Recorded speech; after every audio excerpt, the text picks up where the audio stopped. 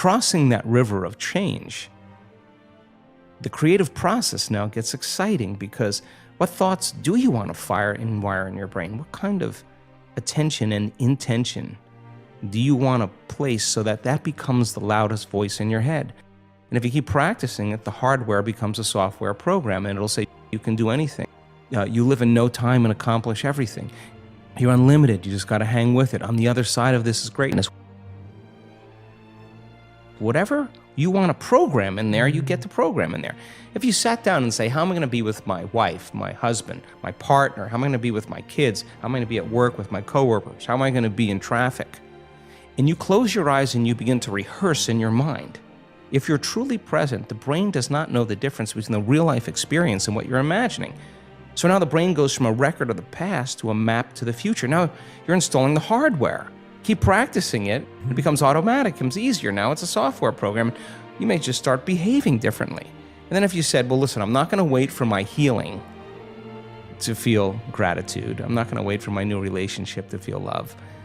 I'm going to actually teach my body emotionally what that future feels like before it happens. I have seen in the last couple years blind people seeing, deaf people hearing, people with strokes that were paralyzed, moving their limbs, people with Parkinson's disease that had tremors or paralysis moving, MS, lupus, rheumatoid arthritis, rare genetic disorders, tumors. There it is, then it's gone. You can't tell me you're too sick to do this work. I mean, of course, people come up against themselves. And when they come up against themselves, those sick people came up against their fear, like, you're going to die in 3 months. And they had every reason to not do the work, but they showed up in spite of their fear, and they overcame their fear a little bit more. There were people that had self-doubt, and their condition was getting worse, and their family was worried about them.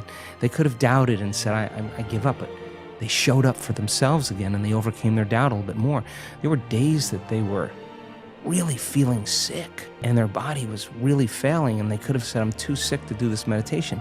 They did it sometimes 2 or 3 times a day because nothing else was working. And they overcame their body. They could have said, I don't have enough time. I got kids, I got obligations, I got a job. They made the time to do it, and that was the overcoming process. You can't tell me that you're too out of shape. You're too old. We have elders in this work. I can show you brain scans that are so elegant and so beautiful, and the arousal that they're having is ecstasy. It's coherence in the brain. If you're obsessing about why am I not healed, you're still the old person. You gotta become that person every day, right? Turns out that when you sit down and the people that we interview that have had significant changes, when it's no longer about their health, but they are out of the bleachers and they're on the playing field, and they are coming up against the belief. Like one lady said, I always thought that this work really worked, that these concepts are the truth, but I never believed it worked for me. And I was in a car accident, I'm in a wheelchair. And then she made the decision that she was going to overcome that belief. Now, it was no longer about her healing.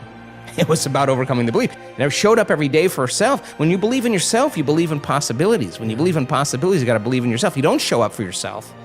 You don't believe in it. And that's why people don't do the work. I mean, if you believe that your thoughts create a reality, you would show up every day and create. And so a lot of people believe in their past more than they believe in their future. A lot of people fall in love or more in love with their past, or romance their past instead of romance their future. Imagine being in the unknown. The instinct in the unknown is it's a scary place. Wow, imagine not having a body.